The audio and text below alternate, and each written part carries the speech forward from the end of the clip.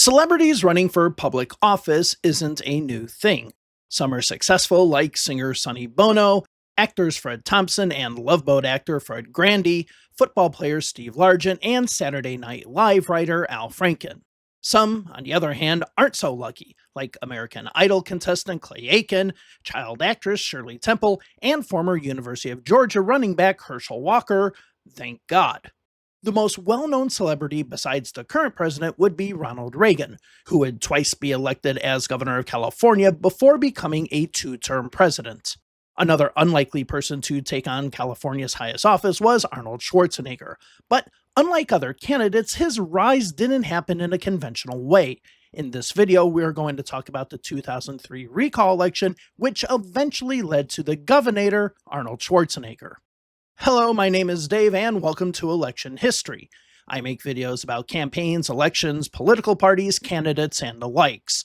If this is the kind of content that you like, please press the thumbs up button and subscribe to the channel. If you would like to help the channel further, you can become a member of my Patreon like Sam Brown.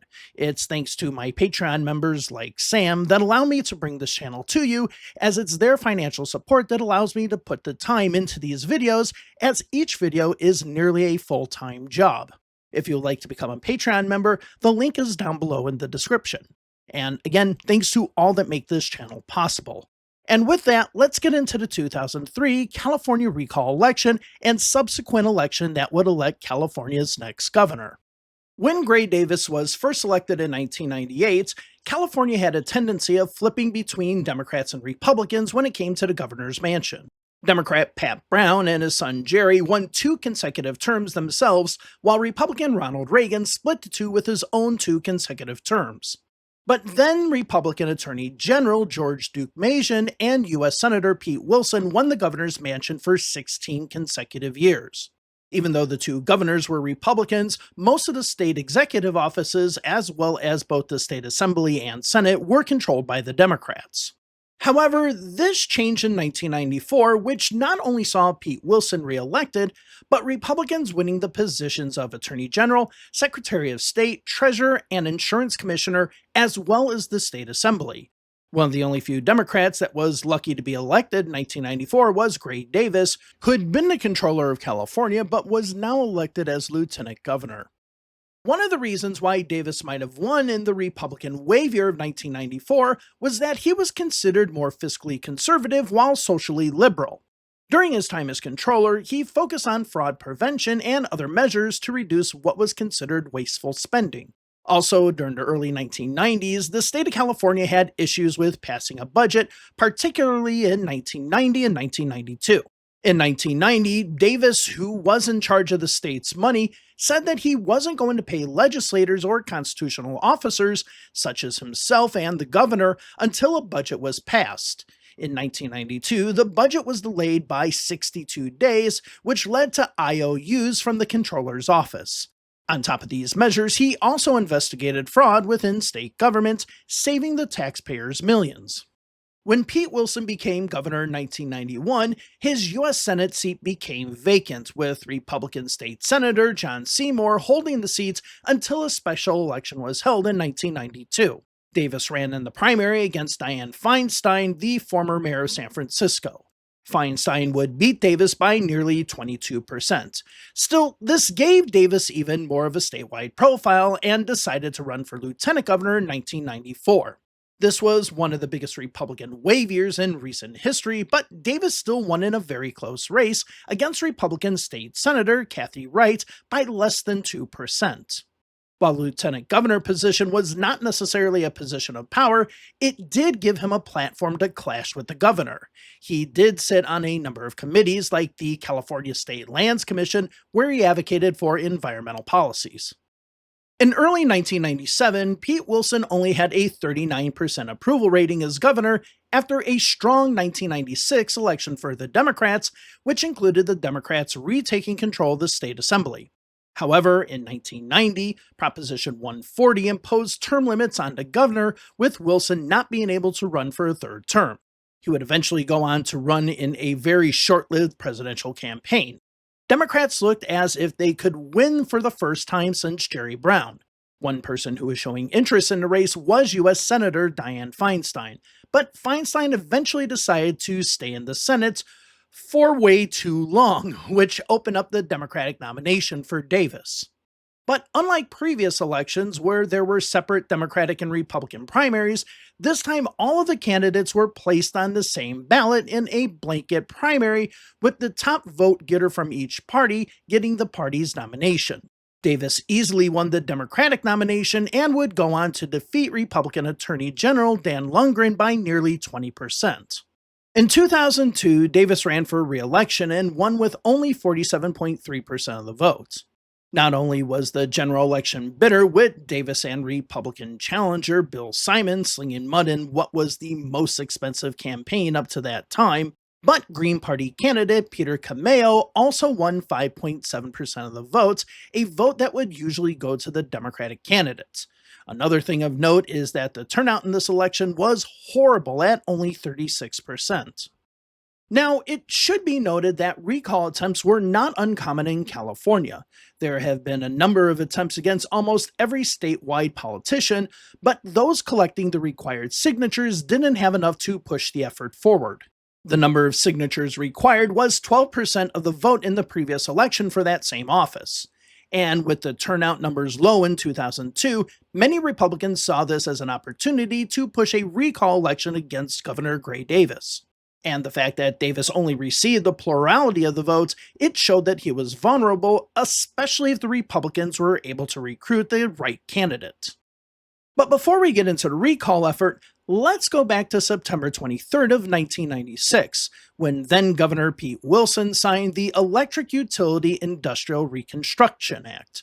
Basically, this act deregulated the electricity markets, with many assuming that this would break up the large energy monopolies and allow smaller companies to compete, thus bringing down the cost of electricity throughout California, as well as instituting a price freeze for residential and commercial customers for 2 years. However, after the freeze, the cost of energy spiked, with companies like Enron finding loopholes to inflate prices to create artificial shortages. This led to rolling blackouts throughout California, and some well-established companies like Pacific Gas and Electric going into bankruptcy. As a result, Governor Gray Davis declared a state of emergency throughout California. Even though it was a plan mostly supported by Republicans in 1996, with a Republican Senate and a Democratic State Assembly passing it, it was Governor Gray Davis who received much of the blame. Now, many people credit the energy crisis in California as the driving force behind the recall against Davis. But this is only partially true. Most of the issues regarding price manipulation and blackouts occurred in 2001, yet Davis was able to win re-election in 2002. The energy crisis hurt him, but it didn't lead to his defeat. Many argue that his weak Republican opponent was the main reason that Davis was able to win. But even though the worst part of the energy crisis was over, it still continued into 2002 and 2003, with Davis being criticized for not taking any action. The criticism came from both Democrats and Republicans, with Democrats arguing that Davis needed to have the state take control of electricity infrastructure, while Republicans argued that Davis was working with energy companies like Enron to keep the current system in place. Another person that met with Enron on May 17, 2001 was actor Arnold Schwarzenegger, but this wasn't revealed until federal prosecutors released emails from Ken Lay, the CEO of Enron, in 2009. But in the case of both Davis and Schwarzenegger, neither of them were aware of what Enron was doing, with the company mostly lobbying both men, as many companies do. So we shouldn't really read much into this. Still, in the same year that Schwarzenegger met with Ken Lay, there was a recall effort to recall Gray Davis as governor. And while the required number of signatures were gathered, many of the signatures were rejected, leading to the recall effort to fail. Simply put, the organizers of the effort were not organized and they didn't have a strategy. They were sure not to make that mistake again. While it was Pete Wilson who essentially started the crisis, it was Davis who received the blame. That, along with a recession that hit nationally, led to a budget deficit of around $35 billion, resulting in Davis having a 24% approval rating in May of 2003, the worst of any governor in 55 years. On February 4th, 2002, a lot was happening in the United States. 3 days earlier, the space shuttle Columbia broke up on reentry, killing all 7 astronauts on board. The next day in the United Nations, Secretary of State Colin Powell was to make the case for the UN to support military action in Iraq to stop their so called program of weapons of mass destruction. But in California, political consultant Ted Costa, who headed a conservative grassroots organization called People's Action, which mostly focused on being anti taxes and for term limits, announced that he was starting a new petition drive to recall Gray Davis as California governor. But the governor's campaign advisor, Gary South, said that he wasn't worried about the effort, saying, quote, "This is the sort of thing that they do all the time. There was a recall effort against the governor 2 years ago, and it went nowhere," end quote. At the same time that Costa announced his recall effort, Arnold Schwarzenegger was recovering from rotator cuff surgery. Even though it was unknown if the recall effort would even get enough signatures, Schwarzenegger had been considered a serious candidate for governor in 2006 when Gray Davis was term limited. So, who was involved with the recall effort? Well, I've already mentioned anti tax activist Ted Costa. He was mostly in charge of the early days of the recall petition drive, such as submitting the petition paperwork to the Secretary of State of California, as well as organizing volunteers to collect petitions. But then came in Howard Kaloogian, a former Republican state assemblyman, but now a political consultant, and in the future would be the co-founder of the Tea Party Express. He started a political organization called the Recall Gray Davis Committee, which allowed the organization to raise money so that they could pay people to collect petitions, with a rate eventually being at $1 to $3 per petition. But there was also another recall effort called Rescue California, which was separate but sought the same goals. But even with some organization, this effort was mostly considered a fringe effort, with not many people taking it seriously when it first started. Yes, there was some mention of it in the media, but not much, with most of the media focusing on who the candidates were going to be for the next gubernatorial election in 2006. In early May, the organizers stated that they needed around $2 million to launch a successful petition campaign, but they had only received a fraction of that amount. One person who was considering a run for California governor was Darrell Issa, a congressman from just outside of San Diego. Issa made his riches by creating the Viper car alarm that some of you old enough might remember from the late 1980s and early 1990s. Viper armed. Protected by Viper. Stand back. And yes, that's actually Darrell Issa's voice in the alarm. Anyway, unlike other Republicans, he saw the recall as a potential to occupy the governor's mansion. With that, in late May, Issa donated $445,000 to the Rescue California effort. Eventually, Issa would donate over $2 million in order to get the petition drive fully funded. This immediately turned the fringe effort to recall Gray Davis from office to a serious effort to oust the governor. With Issa's money fueling the recall effort, he started to make the rounds around the state, encouraging people to sign the recall petition. But to many political observers, Issa was just campaigning for his own political ambition to be governor. Still, a poll in June showed that the recall efforts against Gray Davis were working. According to a Public Policy Institute of California poll, 48% of Californians said that they felt Gray Davis should be recalled, with 51% of likely voters responding the same way. His approval ratings were still in the dumps at 28%, with only 38% of Democrats approving of Gray Davis's performance as governor. Before we continue, I want to jump ahead a little bit to explain how the recall worked. The ballot for the recall would be split into two. The first question on the ballot would ask voters if Gray Davis should be recalled as governor. The second question on the ballot asks if the governor was recalled, which candidate should be elected governor. This would be a pure jungle election that wouldn't even have a primary. Whoever received the most votes became the next governor, regardless of whether they won a majority or not. But if most voters voted against the recalling of the governor, then the second question didn't matter. With that, who was being considered as a candidate for governor? Of course, Darrell Issa already made his intentions known that he would be a candidate for governor, as he had already poured tons of money into the recall efforts. At the same time, Terminator 3 was coming out with Arnold Schwarzenegger preparing for the premiere. Still, even with the buzz around the new release, Schwarzenegger indicated that he would be interested in running for governor, but also indicated that he would make a decision after Terminator 3's release. There were also a few other serious Republican candidates that considered running for the position.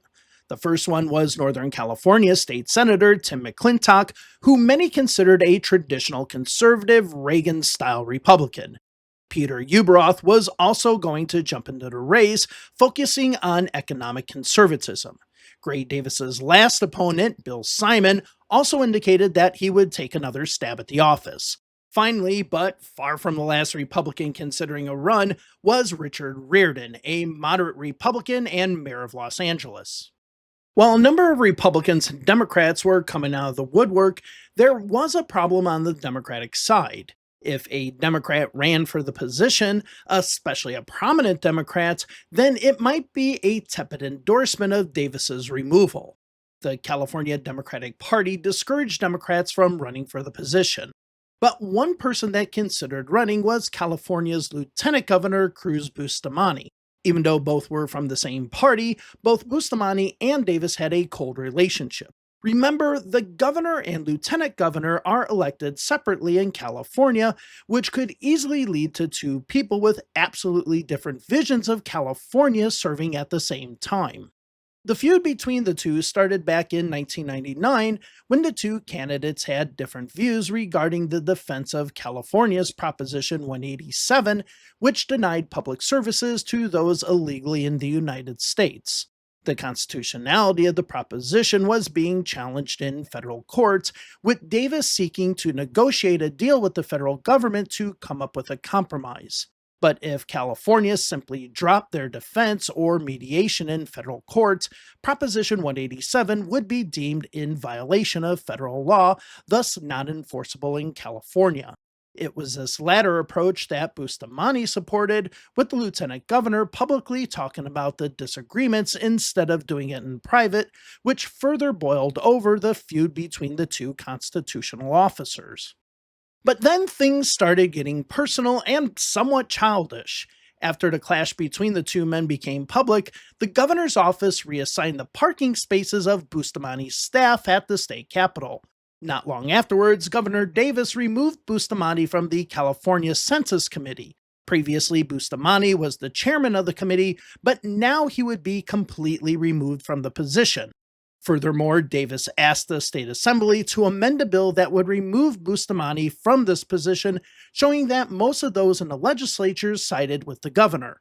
While a lot of this can be seen as simply a spat between the two, many at this time saw this as cutting the influence of the office of lieutenant governor in state government. But it wasn't just personality and approach that divided the two men, but also their political bases. Yes, both were Democrats, but their support came from different places, mostly due to their political consultants.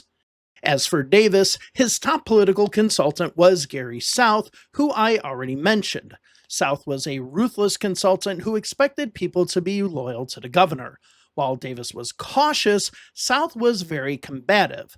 South also cultivated a relationship with moderate, business-friendly Democrats and large corporations, which helped build a large donor base. Bustamante's main man was Richard Ross, who had stronger ties to labor unions, Latino political leaders, and Democratic legislative leaders. But as long as the power of the office of governor was with Davis, most elected Democrats and those within Democratic Party circles sided with Davis. But many in Democratic Party politics didn't like working with Davis, finding him as someone who centralized power, but also took a cautious approach to dealing with conflict in an almost technocratic way. But for Bustamante, he was more independent-minded and wasn't afraid of thinking outside the box and challenging conventional wisdom. While this might sound like an approach that could be more conflictual, it wasn't as rigid as Davis's approach, allowing people to work easier with Bustamante. The recall effort gave Bustamante and the Democrats who wanted to get rid of Davis the perfect opportunity, but still the problem that remained was how to campaign against recalling Davis while at the same time asking voters to vote for his Democratic successor. We'll get into that later. One candidate that could be a spoiler for the Democrats was Green Party candidate Peter Cameo. Cameo mostly came from a socialist background and posed a challenge to the Democrats on their far left flank. While not necessarily a threat to become the state's next governor, he could take just enough votes away from the top Democrats, leading to a Republican win. By July, the news wasn't great for Davis. In a poll conducted on July 1st through 13th, 54% of registered voters said that they would vote for the removal of Gray Davis as governor, an 8% jump from April. Also, in mid-July, all the organizations working to collect signatures for the recall announced that they had received a little under double the amount that was needed, mitigating any issues they had previously regarding invalid ballots. On July 23rd, the signatures were submitted to the Secretary of State's office, who then certified that enough valid signatures had been received for the recall effort. Interestingly, it was Lieutenant Governor Cruz Bustamante who determined the date of the election, which was to be October 7th, 2003. By the time the signatures were verified, the only candidates that were certain to be running were Republicans Darrell Issa, Tom McClintock, and Bill Simon, along with Green Party candidate Peter Cameo. Political pundit and former Republican Arianna Huffington also indicated that she would be running. There was no word from the Democratic side, with Bustamante not even being considered a candidate at this point. On the Republican side, Reardon and Schwarzenegger still hadn't made their intentions known. But in a poll conducted on July 15th, the most likely Republican to have support was Mayor Reardon, with 37% of voters saying that they would consider voting for him. The Republican candidate that the voters were not inclined to vote for was Bill Simon and Arnold Schwarzenegger, both at 62% of voters saying that they weren't inclined to vote for either man. Regardless, even with Reardon's low number, 37%, it was unknown if the recall effort would even pass in the first place. To be placed on the second ballot, the ballot which would select the governor if Davis were to be recalled, the qualifications were insanely easy. To be placed, a potential candidate only needed to gather 65 signatures and pay a $3,500 filing fee. If that person were actually able to collect more petitions, their filing fee would be reduced and possibly waived. This would eventually lead to 135 candidates on the ballot. Let's go through some famous and not so famous candidates that would run. First, we have Larry Flynt, the founder of Penthouse magazine, who ran as a Democrat. Then we had child actor Gary Coleman, known for his role in Different Strokes, as well as Mary Carey, a pornographic actress. We also had comedian Leo Gallagher, who is simply known as Gallagher. All of these candidates except Gallagher would receive more votes than Bill Simon, the Republican nominee against Davis less than a year earlier. But then we had a slew of other candidates with no background whatsoever. Michael Wozniak, who was a retired Oakland police officer, campaigned on the issue of the legalization of domestic ferrets. Yeah, there were some interesting ones in this election. For the National Democrats, they saw this simply as a move for the Republicans to capitalize on low voter turnout in the previous election to get enough signatures to beat Davis with a different candidate. Therefore, almost immediately, Democratic National Committee Chair Terry McAuliffe said that the party would fully support Gray Davis and the No campaign, but what that support consisted of was still unknown. But there was a problem for the Republicans. With the exception of the victory of Pete Wilson as governor of California, the state had increasingly become more liberal. While Davis was moderate, he was much more liberal than the two Republican candidates already campaigning, Darrell Issa and Tom McClintock. It was becoming increasingly hard for the Republicans to win statewide in California and nearly impossible for a conservative Republican to win in the state.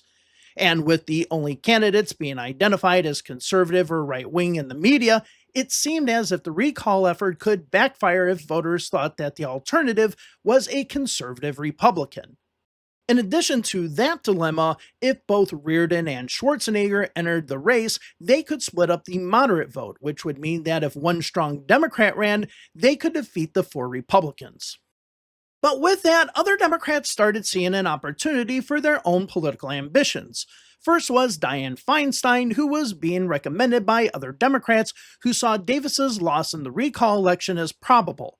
But Feinstein's recent endorsement of public vouchers for private schools led to many Union Democrats opposing her candidacy. In fact, the National AFL-CIO told California Democrats to specifically back Gray Davis or they could suffer consequences. Representative Loretta Sanchez, who gained national prominence when she defeated bombastic Congressman Bob Dornan in 1996, said that if Feinstein wasn't going to run, then she would run instead. If anyone got that pun in that last sentence, a gold star for you, so comment down below. If Sanchez did run, this would pose a serious challenge, as her win against Bob Dornan in 1996 was considered one of the biggest political upsets of the 1990s, as Orange County was considered one of those quintessential moderate Republican counties. Sanchez, who would have the full support of the Democratic base, could also cut into the Reardon-Schwarzenegger moderate Republican vote. With the election field still being in flux, Gray Davis was asking another question. If voters recalled him as governor, why couldn't his name be placed as one of those names on the ballot? This made perfect sense. If the large number of candidates split up the votes, then those who voted against the recall could also vote for Davis on the second ballot, giving him the victory. Eventually, the California Supreme Court ruled against Davis, with now all of Davis's efforts focused on the no campaign. The period between August 6th and August 9th, which was the filing deadline to run for the recall election, would change everything. First, Dianne Feinstein, who had conveniently been in Washington during the whole recall battle, announced that she would not be a candidate for governor. On that same day, Arnold Schwarzenegger announced on Jay Leno's show that he would be a candidate for governor. Most political pundits expected Schwarzenegger to run in 2006, so this was a surprise to many. The next day, August 7th, Darrell Issa dropped out of the race with Richard Reardon, who had barely campaigned for the position, stating that he wouldn't run for governor. It would later be said that Reardon, who was very close to Schwarzenegger, didn't want to split up the moderate vote, and the two agreed that Reardon wouldn't run. While Tom McClintock stayed in the race, most voters outside of his Northern California district didn't know who he was, except for being considered the true conservative. But for Schwarzenegger, the Republican field was essentially clear. On the same day that Issa and Reardon dropped out, Lieutenant Governor Cruz Bustamante filed his paperwork to run in the recall election. This was not what national Democrats wanted. Leon Panetta, former California congressman, said, quote, "One Democrat broke away from the unified position. I think that really does undermine the position of strongly opposing the recall." End quote. He further said, quote, "I don't know how you say vote against the recall and vote for me at the same time." End quote. As the deadline passed on August 9th, Bustamante was the only serious Democrat to be on the ballot. With that, there was less than 2 months until the recall election. Almost immediately, candidates started attacking Schwarzenegger instead of Davis. Just a few days after qualification, the San Francisco Chronicle revealed that the actor had only voted in 5 of the past 11 elections.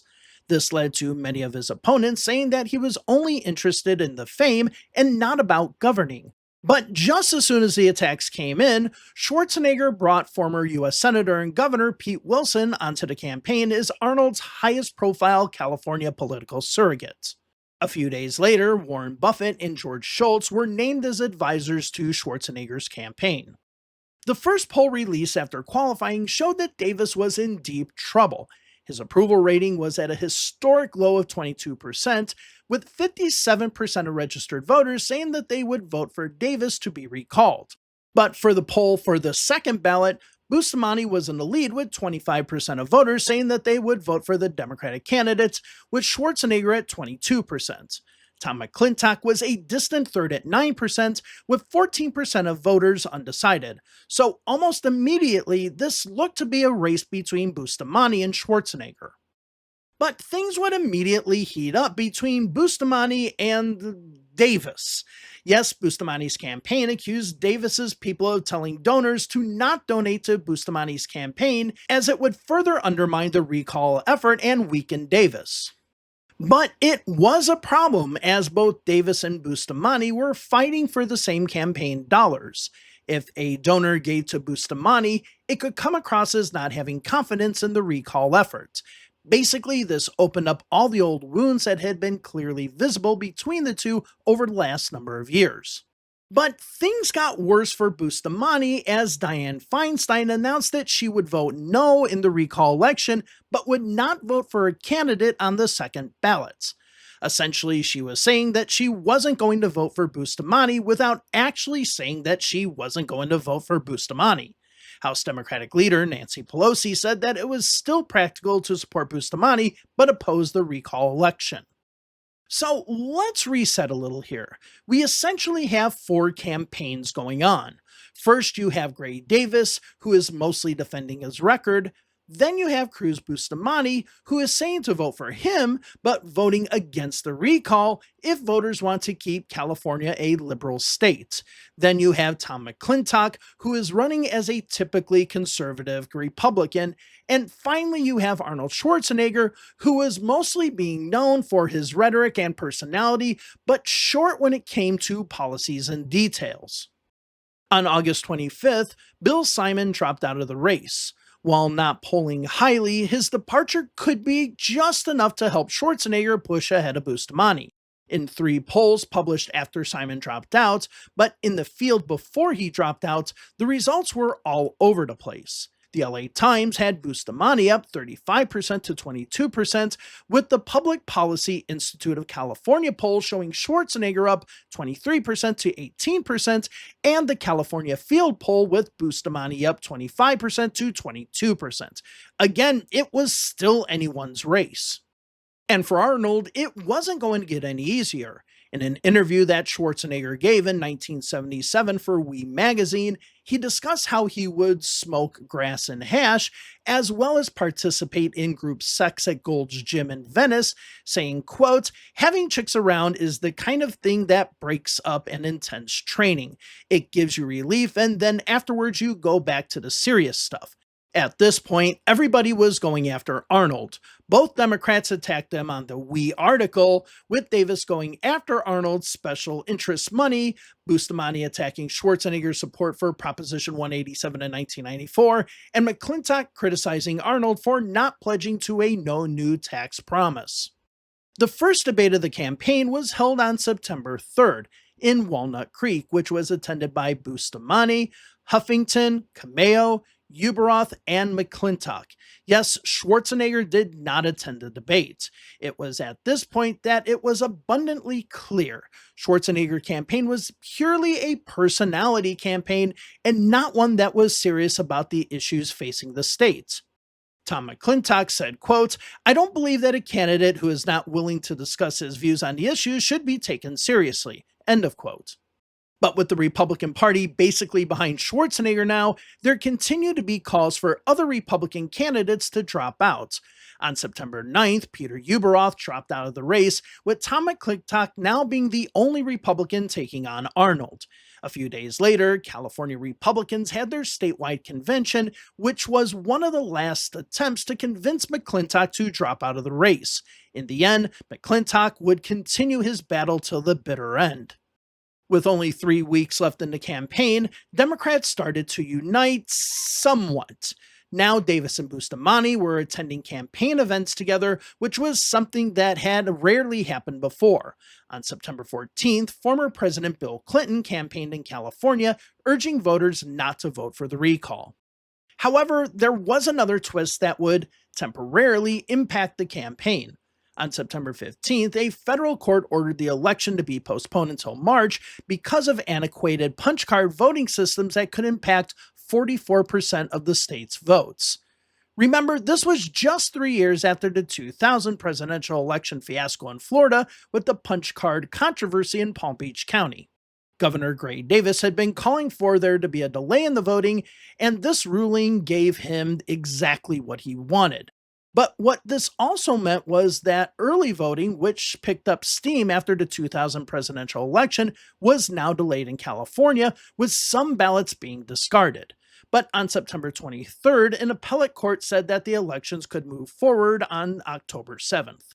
But there was yet another twist. On September 22nd, Darrell Issa, who funded most of the recall effort in the first place, told voters to vote against the recall if both Schwarzenegger and McClintock stayed in the race. Issa said, quote, "If two major Republicans remain on the ballot, I'd advise you to vote no on the recall. It would absolutely guarantee that Cruz Bustamante will be governor, even though a majority of the voters are asking for a no-tax solution." End of quote. Of course, this could split the Republican vote as well as doom the recall effort. On September 24th, the only debate that Schwarzenegger agreed to attend was held in Sacramento. Observers of the debate said that all the candidates held their own, but that there was no clear winner. As for Schwarzenegger's campaign, their main concern was that he at least appeared to have some grasp of the issues. But according to the San Francisco Chronicle, quote, Schwarzenegger's most critical goal, to show a grasp of the details of California public policy, seemed to fade amid platitudes and personal bickering with his accusers, end of quote. But with low expectations for Schwarzenegger, any performance that didn't see him fall flat on his face would be a win. Seeing that Schwarzenegger was weak on the debate stage, Governor Davis immediately called for a one-on-one debate, which Schwarzenegger immediately rejected. In the last week of the campaign, most of the media attention was shifting towards Schwarzenegger. Bustamante and Davis were hardly on television or in the newspapers, with all cameras being focused on Arnold. But for many voters, they were waiting for the last polls to come out to determine how they were going to vote. Voter Chandler White said that he was initially going to vote no for the recall and yes on Bustamante, but was going to now wait until the polls came out. Also, Darrell Issa backtracked on voting no on the recall and went back to saying to vote for the recall. On September 30th, Arianna Huffington dropped out of the race and told her voters to vote against the recall. On that same day, a Los Angeles Times poll showed that 56% of voters supported Davis being recalled, with 40% of voters supporting Schwarzenegger, with Bustamante second at 32%. Remember, a plurality would win the election, and all of the candidates, regardless of party, were on the ballot. In the dying days of the campaign, more allegations that Schwarzenegger treated women badly in the 1970s resurfaced. He responded by saying, quote, "Yes, it is true that I was on rowdy movie sets and I have done things that were not right, which I thought then was playful, but now I recognize that I have offended people. And to those people that I have offended, I want to say to them that I am deeply sorry about that." End quote. Governor Davis said that Schwarzenegger should be criminally investigated for his misconduct. But at the end of the day, none of the accusations against Arnold had any impact on the election, and the way that he handled them were quite effective.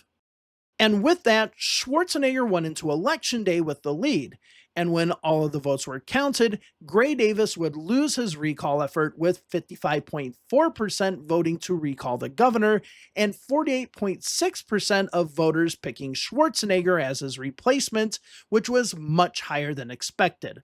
Bustamante finished second with 31.5% of the votes, and McClintock third with 13.4%. And with that, we've come to the end of today's video. Yes, the turmoil in California led to Davis being recalled, but when it came to his replacement, Schwarzenegger almost never talked about the issues and instead made his election a popularity contest. And when it became a popularity contest, the Hollywood persona, especially in California, comes through. Remember, this is the state of actor-turned-politician Ronald Reagan. Granted, Reagan was well grounded when it came to the issues, but Schwarzenegger really wasn't during the 2003 recall campaign. People liked him and people voted for him. It's that simple. And if you would like to see my video about Ronald Reagan's attempt to be the Republican nominee for president, you can check out that video on the left. If you want to check out my videos about the electoral history of American states, you can do that with the playlist on the right. Thank you very much, and I will see you in the next video. Bye for now.